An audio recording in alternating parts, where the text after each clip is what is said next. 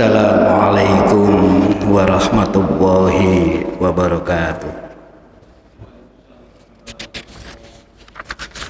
Alhamdulillah alladzi an'ama alaina bi ni'matil imani wal islami wal hurriyah.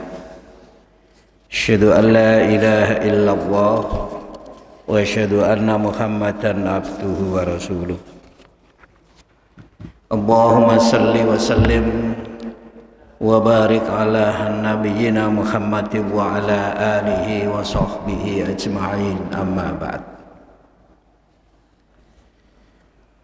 Para jemaah rahimakumullah, alhamdulillah kita bersyukur kehadirat Allah subhanahu wa ta'ala. Kita semua masih bisa menggunakan nikmat sehat, nikmat sempat untuk beribadah kepada Allah selain ibadah sholat. Masih banyak ibadah-ibadah yang lain yang bisa kita lakukan. Dengan karunia Allah sehat ini, tapi terkadang ibadah-ibadah yang lain itu belum mampu kita laksanakan. Padahal bisa sesungguhnya dengan nikmat sehat itu. Demikian pula sempat. Sempat itu juga tidak kita pergunakan dengan optimal, dengan maksimal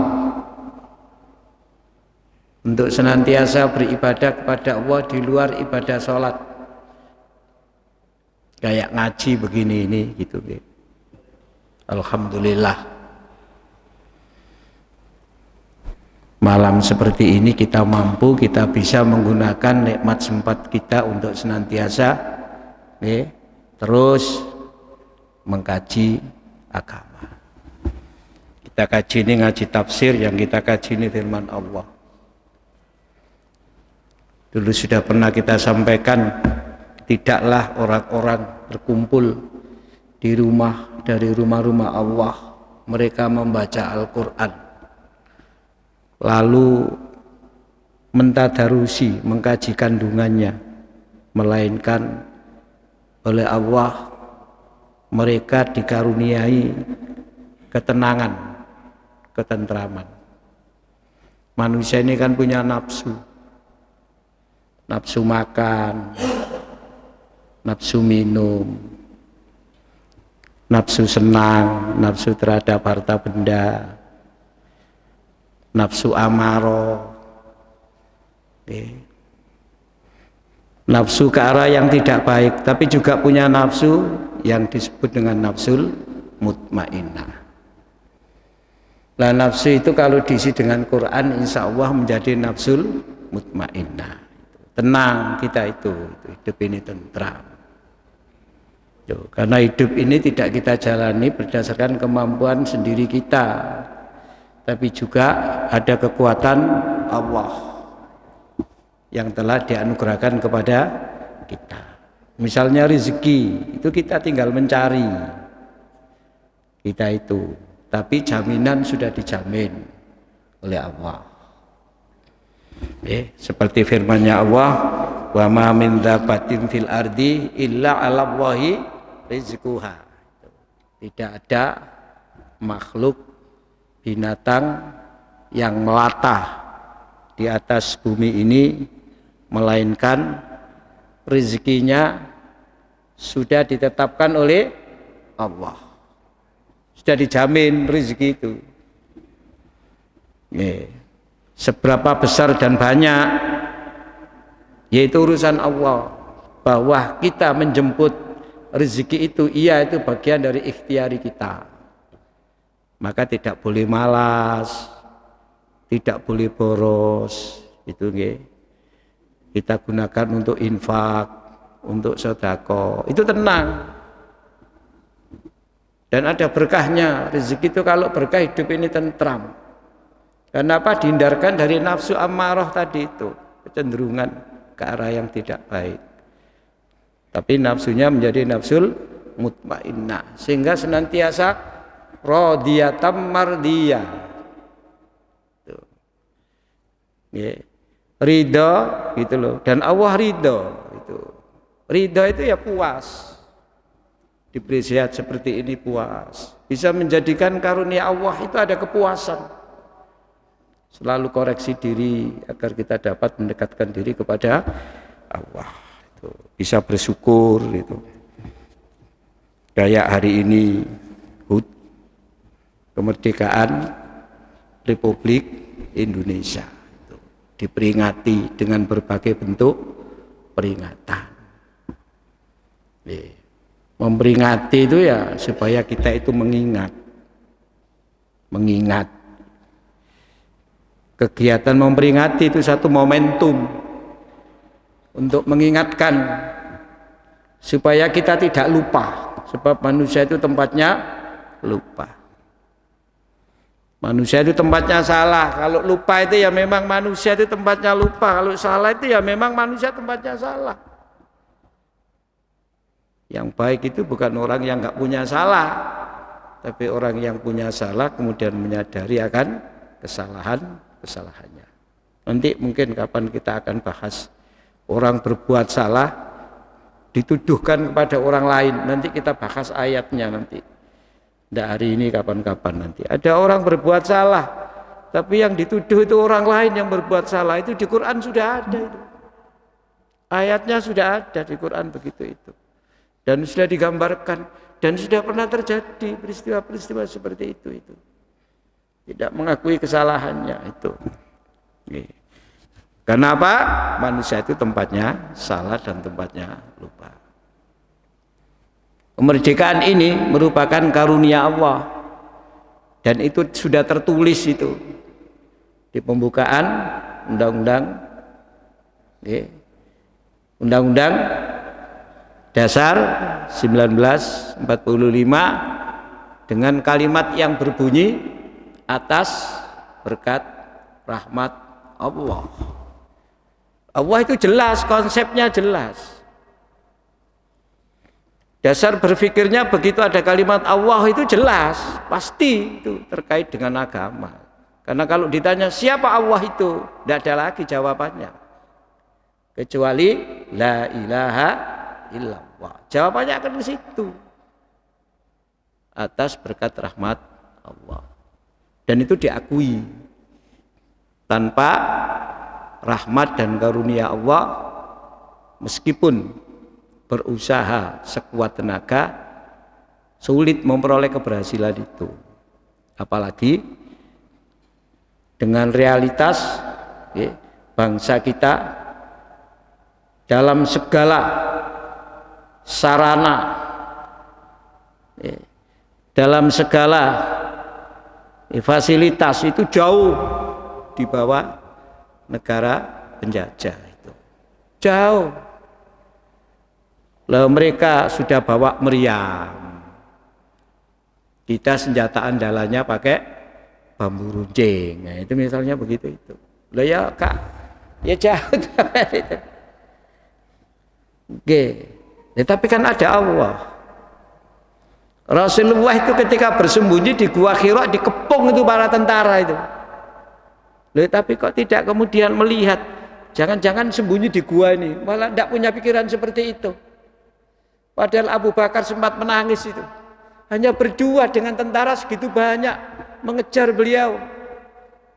Sampai kemudian Nabi menenangkan Abu Bakar dengan membaca firman Allah, la tahzan innallaha ma'ana. Jangan sedih.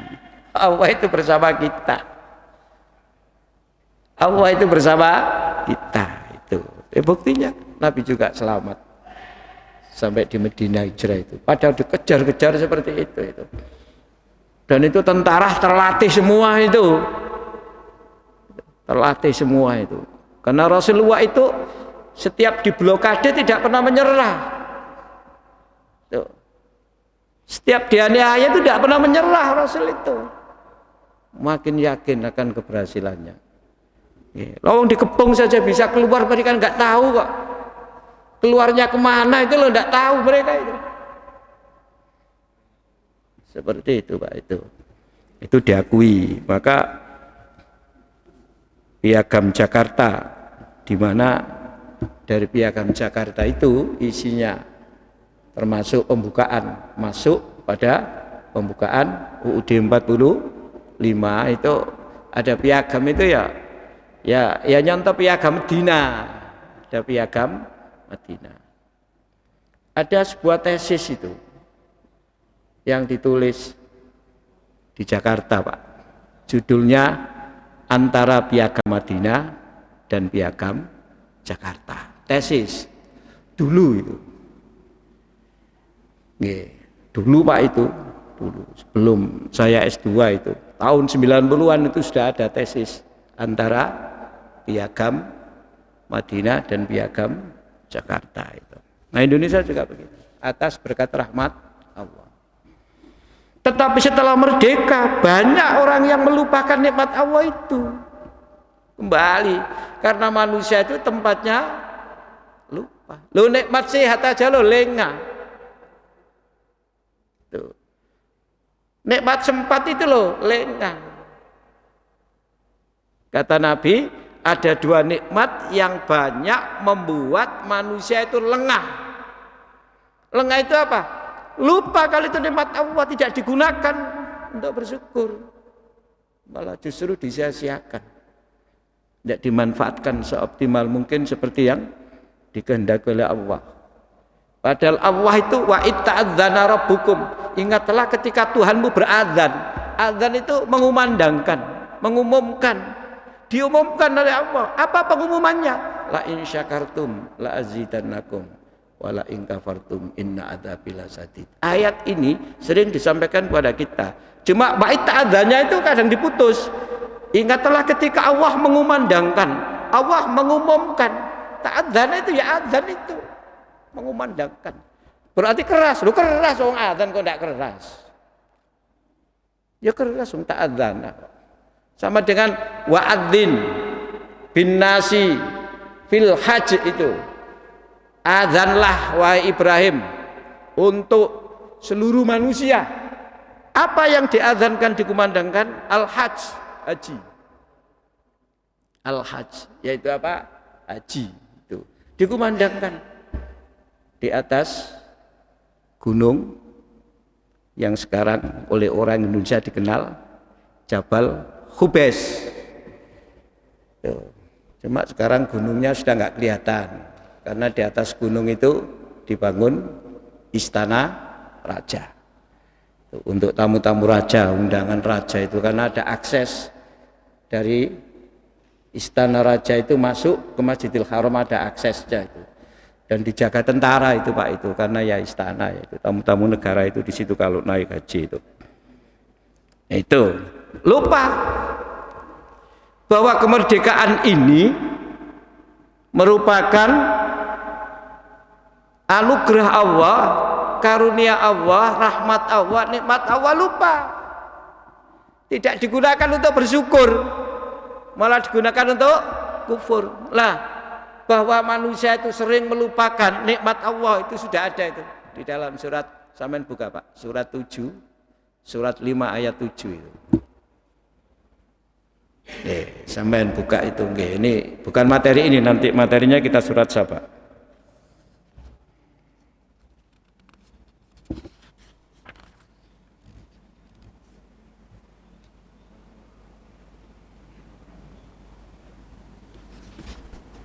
Monggo dibaca terjemahnya aja. Dan ingatlah akan karunia Allah kepadamu. Pun sampai di situ aja. Dan ingatlah akan karunia Allah kepadamu. Ingatlah akan karunia Allah kepadamu. Jangan lupa, jangan lengah. Jangan kita terpedaya. Jangan kita malah tidak mengatakan itu bukan rahmat, nikmat, karunia Allah. Ini penting Pak itu. Harus bisa merasakan betul kita itu. Sehat itu harus bisa kita rasakan itu karunia Allah yang sangat berharga. Tuh, maka tidak akan kita sia-siakan kalau kita ingat itu. Harta benda kita itu karunia Allah, tidak akan kita sia-siakan, kita akan senantiasa berasas manfaat. Jangan sampai sia-sia. Hidup ini jangan sampai sia-sia, habis. Ya, kita gunakan untuk tidur, makan, jalan-jalan. Sholat itu hanya sedikit. Itu pun kalau memakan waktu lama hatinya nggak sabar. Ahad iku mari sholat subuh jamaah ono ngaji, gopo muli ya sampai. Gopo pulang saja itu, padahal ya sudah punya banyak waktu, alias pensiun, gitu loh Pak. Sudah pensiun tapi tergesa-gesa pulang gitu. Ngaji gak mari-mari itu gitu ya itu. Ini harus kita rasakan. Apalagi kemerdekaan yang tidak kecil Pak itu Pak. Karena perjuangannya butuh pengorbanan yang besar. Butuh pengorbanan yang banyak, harta benda, jiwa ya apa sampean. Gak terima tenaga, sak jiwa itu. Tadi malam ada renungan di makam pahlawan. Tidak tahu apa yang direnungkan itu ya. Mudah-mudahan yang direnungkan itu bahwa mereka berjuang itu agar Indonesia merdeka dan kita semua ini bisa menggunakan untuk bersyukur. Tuh, tidak sekedar acara ritual rutin biasa itu, tapi tanpa arti dan tanpa makna. Karena terkadang acara syukuran dalam kerangka mensyukuri karunia Allah itu kadang-kadang ada yang isinya malah tidak bersyukur, isinya kufur. Lalu mau memperingati misalnya kemerdekaan Republik Indonesia. Kegiatannya minuman keras, misalnya begitu. Ini ya bertentangan kan itu. Wong itu dilarang oleh Allah. Lah apa kira-kira para pejuang dulu yang mengorbankan jiwanya, hartanya untuk merebut kemerdekaan itu untuk itu? Saya kira tidak. Mereka sudah menetapkan atas berkat rahmat Allah itu. Dan kalimat itu loh mulai 40 berapa Pak? 45 ya sampai sekarang itu loh masih tertera kalimat itu. Masih tertera Pak itu sampai detik ini itu. Ya, inilah makanya orang yang lupa itu seperti itu. Nah, kalau sampai lupa lalu digunakan kufur kepada Allah itu seperti gambaran Allah di dalam surat Saba. Jenengan buka surat Saba ayat 15 ayat 16. Surat 34. Ada beberapa ayat yang bisa kita jadikan panduan dalam rangka bersyukur atas kemerdekaan itu. Surat 34 ayat 15. Surat Saba. A'udzu billahi minasyaitonir rajim.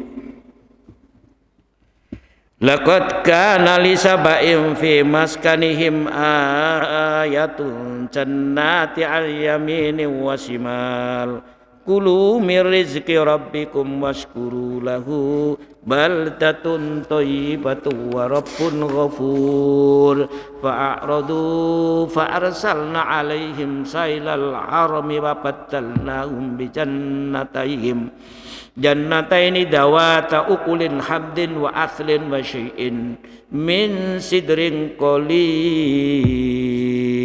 Monggo diterjemahkan Pak. Sungguh bagi kaum Saba ada tanda kebesaran Tuhan di tempat kediaman mereka, yaitu dua buah kebun di sebelah kanan dan di sebelah kiri.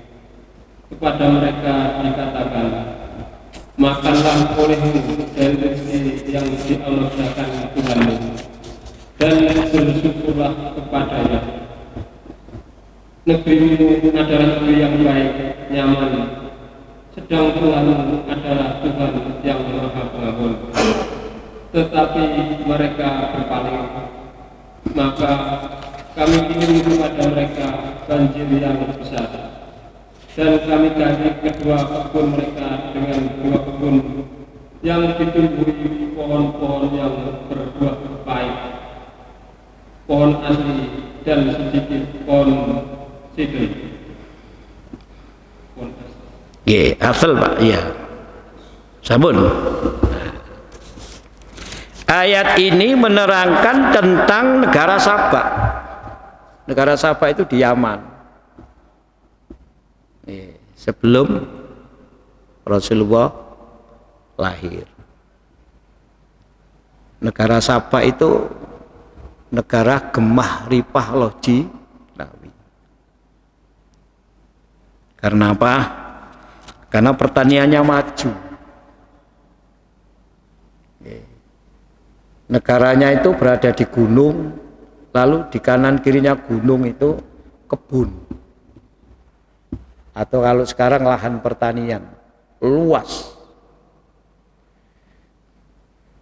Lalu ada sungai yang tidak pernah sat. Itu. Karena ada bendungan di bendung itu. Maju Pak untuk menyimpan air itu. Namanya Satu Ma'arif. Kalau sekarang bendungan lah gitu. Apa Pak, danau tak sekarang itu nggih. Bendungan tak Pak itu ya. Tuh sekarang. Wah, gemah ripalo Jinawi itu. Maka Allah menegaskan laqad kana li sabain, sungguh telah ada pada negeri Sabak itu. Fi maskanihim ayatun, tanda-tanda kebesaran Allah, tapi mereka lupa kalau itu nikmat Allah. Jannatani an yamini wa shimalin, ada kebun, ada lahan pertanian yang sangat luas yang ada di samping kanan kiri kampung mereka, negara mereka bertempat tinggal. Dulu negara itu enggak besar seperti kita. Dulu negara itu negara kota. Negara Madinah itu luasnya ya sak Masjid Madinah itu luasnya. Kantor-kantor itu ya di sekitar itu. Gitu. Abu Bakar diangkat menjadi khalifah itu di kantor yang sekarang tempatnya masih ada, ditanami tanaman, ada pohon. Tuh. Kantor itu namanya Thaqifah Bani Sa'idah. Itu kalau sekarang kantor DPR lah gitu. Abu Bakar itu dipilih menjadi khalifah itu di situ. Kemudian dibaiat lagi di Masjid Nabawi. Kuba. Baki itu di luar kota dulu, Baki itu tidak di dalam kota. Karena kotanya hanya seperti itu, kotanya sekitar itu. Bir Ali, Dzul Khulaifah itu luar kota. Makanya ada hadis yang mengatakan Nabi itu sholat duhur, sholat asar, sholat isya kalau di Medina itu 4 rakaat. Saat di Muzdalifah itu 2 rakaat. Ada hadis yang menerangkan seperti itu. Itu hadisnya Bukhari Muslim. Ya. Artinya saat itu Nabi berada di Muzdalifah itu sudah masuk dalam kategori musafir. Padahal pusat kota Madinah masjid itu dengan Muzdalifah jaraknya kurang lebih hanya sekitar 15 kilo. Ada yang mengatakan 12. Karena 15 itu jalannya kan tidak langsung lurus Pak. Jalannya kan mutar gitu. Satu arah. Jadi sampai 15 kilo. Itu sholatnya itu 2 rakaat Nabi itu. Dalam bahasa kita dikosor.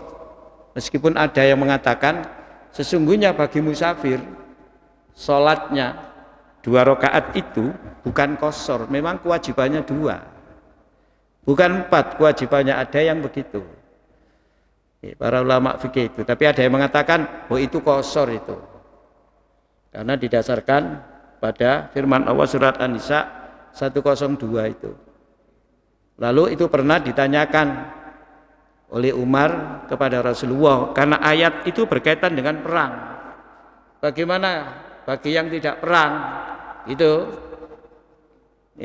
Jawab Rasulullah itu sedekah dari Allah. Ambillah. Nah itu. Jadi meskipun tidak perang, kalau musafir 2 rakaat sholat yang 4 itu. Tetapi ada yang mengatakan itu bukan qashar, memang kewajibannya 2, bukan 4 kewajibannya itu. Nih. Jadi ada 2 kebun di kanan kirinya itu. Lahan pertanian. Di Indonesia ono wis kelapa sawit misalkan no Kalimantan, searat-arat itu. Dan tidak kekurangan air. Karena ada bendungan yang namanya Saddu Ma'arib itu. Kulu min rizqi rabbikum, makanlah itu, manfaatkan, pakailah itu semua rezeki yang telah dikaruniakan dari Tuhan kamu. Untuk kamu itu, bukan untuk yang lain. Allah memberi kamu segitu banyak itu. Kebun yang subur untuk kamu, makanlah itu, nikmati, manfaatkanlah. Kemerdekaan itu untuk kita, manfaatkanlah sebaik mungkin.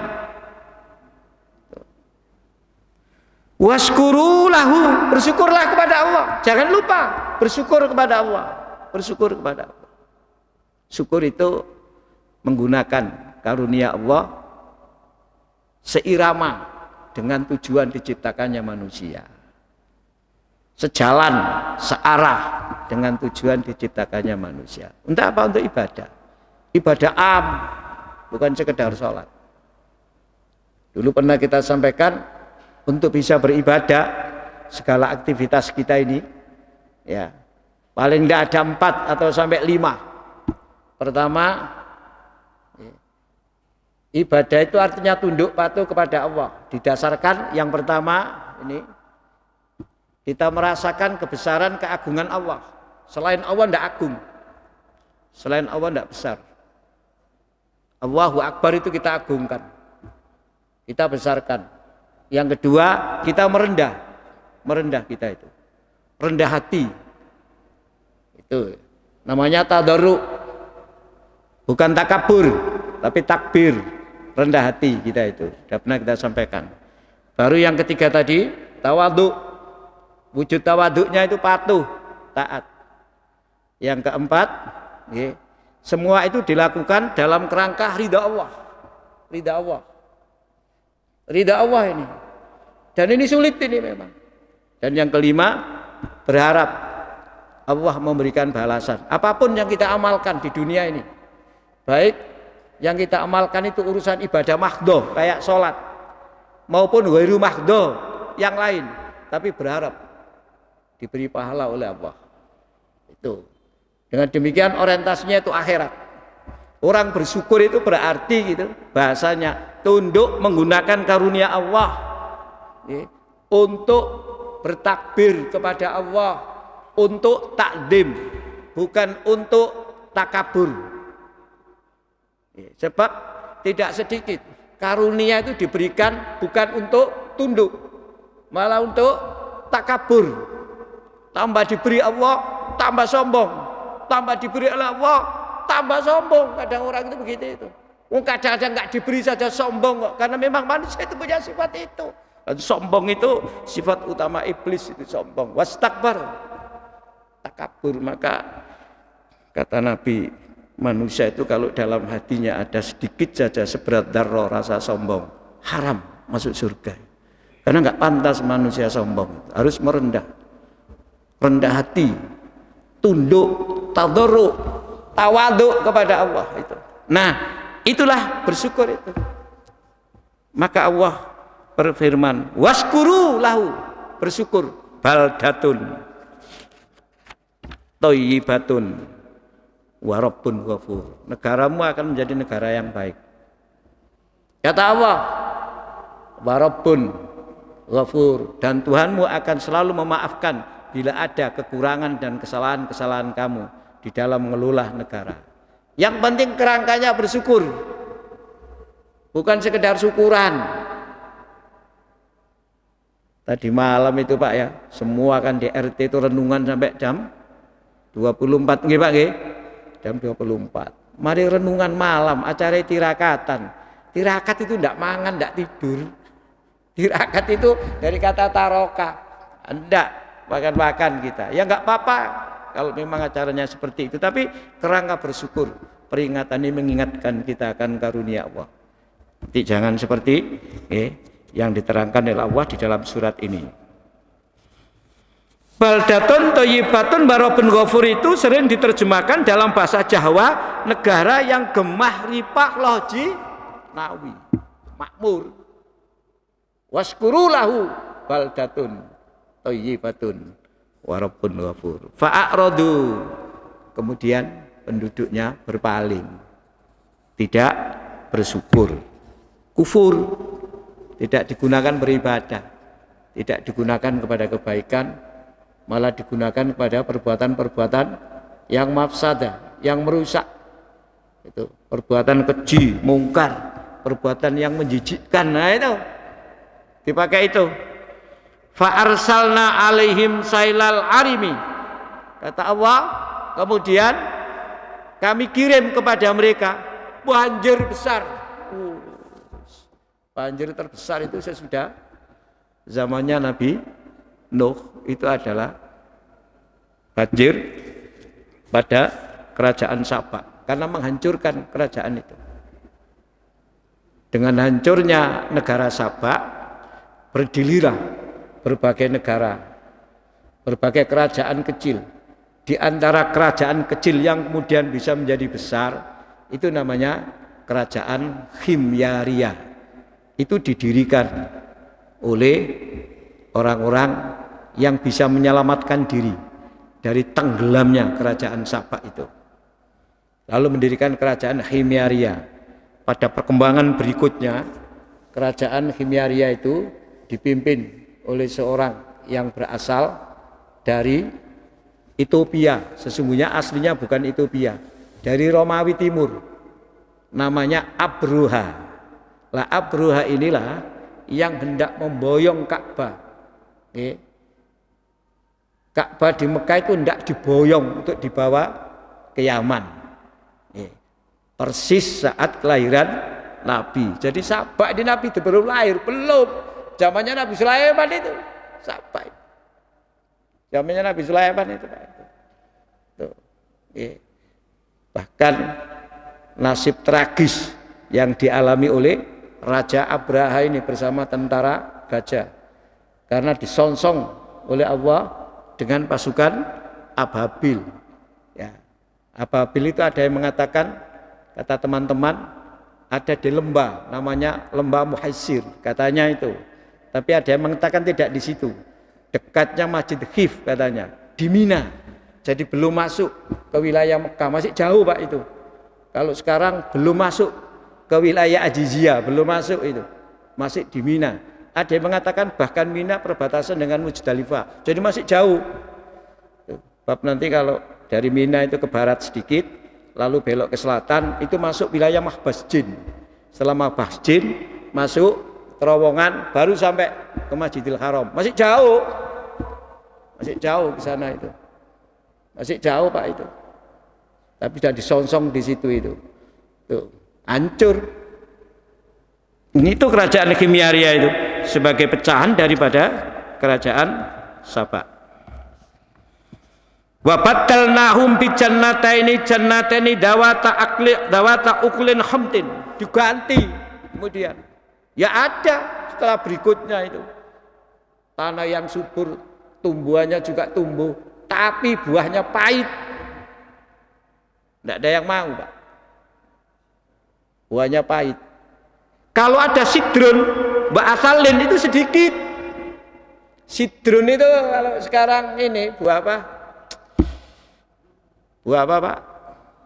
Dara, buah bidara itu loh Pak. Buah bidara yang daunnya bisa dipakai ya, untuk memandikan orang yang meninggal. Campur dengan air itu daun bidara. Di sini ada daun bidara Pak. Kalau panjenengan dari tol Gresik lalu masuk ke Malang itu ke Surabaya, itu masuk gini loh Pak, di kanan jalan putaran itu ada pohon bidara. Kadang-kadang saya lihat itu buahnya besar itu. Kadang-kadang itu dibiarkan tapi dia hidup sendiri. Dulu di daerah Sembayat, Sedayu itu banyak pohon bidara di tepi jalan. Sekarang sudah banyak yang dipotongi. Pohon bidara Pak, itu pohon bidara itu daunnya bisa dicampur dengan air untuk memandikan jenazah. Itu daun bidara itu. Daun bidara itu. Sekarang daun bidara itu, pohon bidara itu sering disebut dengan pohon syar'i. Apa Pak? Pohon syar'i. Pohon syar'i itu antara lain ya pohon bidara itu. Tuh, inilah negara Sabak yang asalnya gemah ripa baldatun thayyibatun warabun ghafur ditenggelamkan oleh Allah. Nah, kita orang Islam ini Pak, peran kita itu besar di Indonesia ini, itu nggih. Luar biasa besarnya kita itu, yang berjuang, yang mengisi itu ya kita. Nggih. Yang memanfaatkan untuk kebaikan itu ya kita semua, itu. Kita semua ini orang Islam itu. Oleh karena itu mudah-mudahan katanya negara kita ini senantiasa diberi berkah oleh Allah, gitu ya itu. Tidak tahu kita sekarang ini benar-benar merdeka atau belum. Ya, itu sampean yang tahu itu. Sekarang belajar saja, kurikulumnya pakai kurikulum merdeka. Jadi, okay? Merdeka belajar, gitu ya. Merdeka belajar. Meskipun kata Profesor siapa itu Daniel, kita ini tidak kurikulum merdeka, tidak, bukan merdeka belajar, tapi masih belajar merdeka. Itu masih belajar merdeka. Merdeka sudah tapi belum merdeka yang sesungguhnya. Nah mudah-mudahan, di saat kita semua bangsa ini memperingati HUT kemerdekaan tidak melupakan, gitu tidak melupakan bersyukur bahwa kemerdekaan itu karunia Allah. Karena ya kalau kita sampai lupa, setan itu akan senantiasa mengganggu kita. Dan dulu pernah kita sampaikan, orang itu mau bersyukur saja dihadang oleh setan dari depan, dari belakang, samping kanan, samping kiri. Artinya diblokade, dikepung supaya tidak bisa bersyukur. Makanya kelompok bersyukur itu tidak banyak. Kelompok bersyukur itu kecil jumlahnya dan sedikit. Kata Allah, wa qalilum min ibadiyas syakur. Sehingga Nabi mengajarkan kepada kita yang doa ini dianjurkan dibaca sesudah sholat wajib 5 waktu. Allahumma a'inni ala dzikrika wa syukrika wa husni ibadatika. Itu kita baca setiap sholat. Mudah-mudahan kita diberi oleh Allah pertolongan, bisa mengingat Allah, mengingat karunia Allah, mengingat azab Allah, mengingat nikmat Allah, sampai dengan mengingat akhirat tidak lupa, mengingat kewajiban kita kepada Allah, mengingat bahwa kita ini makhluk Allah, gitu. Bahwa Allah itu Tuhan, kita ini bukan Tuhan. Mengingat baru kemudian bersyukur. Bersyukur artinya menggunakan nikmat Allah ini untuk bertakbir, bukan untuk takabur. Ada yang ditanyakan, monggo. Wis adzan ta ini? Belum. Cukup. Enten ditakokno ta? Monggo Pak. Enggak apa-apa Pak.